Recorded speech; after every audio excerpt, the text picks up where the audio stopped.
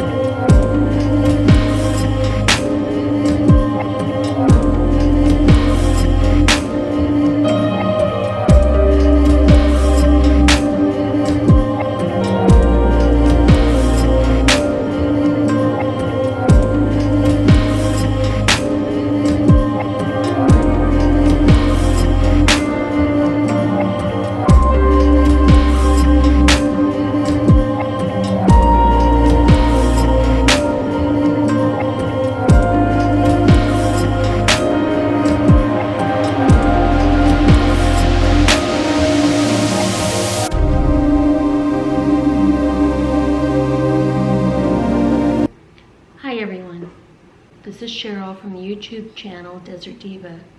Tonight I'm going to talk about something that I've thought about for the last 2 years. Something that happened to a blogger, and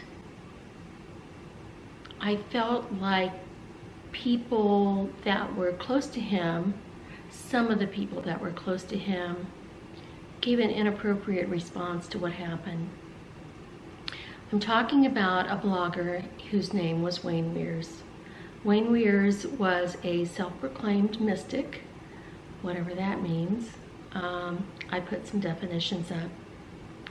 The bottom line is that he had an injury he fell, I think, on a boulder or something. And approximately a month later, he committed suicide. Basically, what he did for his treatment was he went to the emergency room, and he didn't get very much satisfaction. But the emergency room is just what it says. It's the emergency room. They make you stable until you can see a doctor and get the problem, hopefully, taken care of. He was a veteran, and he sought medical care through the Veterans Administration and was kind of not very happy with the treatment that he received. So instead of trying other avenues and being persistent, he decided that he would end his life. Now, why am I talking about Wayne Weirs? Well, I have kind of almost exactly the same back, hip situation. I've had it for, I left Mexico mid-March. It started mid-March. It got progressively worse. I had a little honeymoon period where it got better in physical therapy. Then it took a nosedive. I have been x-rayed, shuffled between doctors. I had an MRI. I went to another doctor today who probably is eventually going to give me a cortisone injection, but he wanted more details. So a week from now, I have to go and lie in that lovely, lovely, lovely MRI machine again. It's not something I'm looking forward to. I understand the desperation. I understand the pain. I don't understand his pain because his pain was his pain. But I've had some pretty scary pain episodes where I couldn't get in and out of bed. And actually just yesterday, that was Sunday, I sat on the edge of the bed, stood up, tried to start walking, and nothing happened. So I was desperate. I just kind of stood there for a while. I guess everything kind of got whatever, and finally I started walking. So about 30 to 45 minutes later, I was able to walk. I'm not going to sugarcoat this. It's been one of the most difficult experiences that I've ever had. The pain goes up and down, but I'm always in some level of discomfort. I feel cheated because I've lost a summer of my life being here at home when I usually would travel and go somewhere and have fun, see people on the road. But instead, I've been here in southern New Mexico, going to doctor's appointments, getting x-rays, getting MRIs, doing physical therapy, which has had various results. I guess the point that I wanted to make is that for somebody who's in pain and they're contemplating ending their life, that's very, very serious, and it's not something to be taken lightly. I was kind of appalled. Bob Wells, I'm going to mention his name. He's very big in the nomadic community and van dwelling, and he kind of said, well,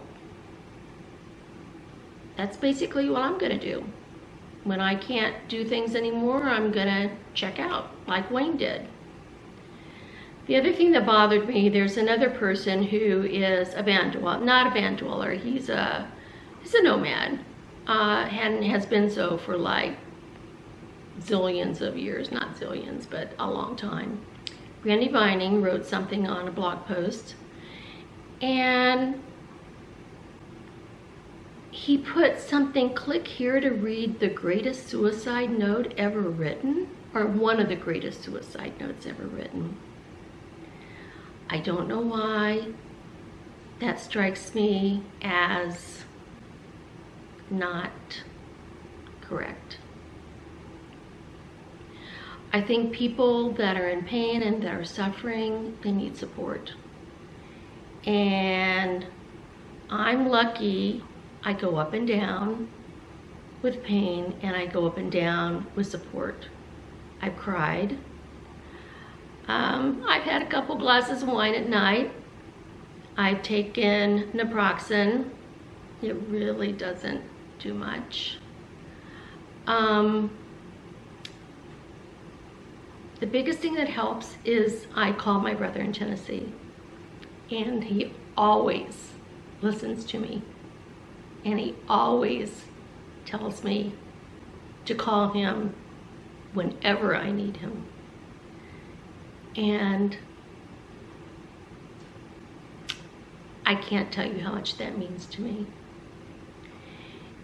It's just that there have been so many instances of suicide with people that were quote unquote famous people. Chefs, Kate Spade is another instance. Every time I go in a store and I see something with Kate Spade's name on it, I automatically cringe a little. It's like I'm thinking, she committed suicide. Anthony Bourdain, that was really sad. Robin Williams, they're all so sad to me. And I think that as long as you're alive, that there's hope. And I'm going to cling to that hope, because I've been given this one wild and precious life, as the poet Mary Oliver said. And I'm going to celebrate it. And I'm going to do everything in my power to make it a good life. I'm not saying that Bob Wells or Randy Vining are bad people.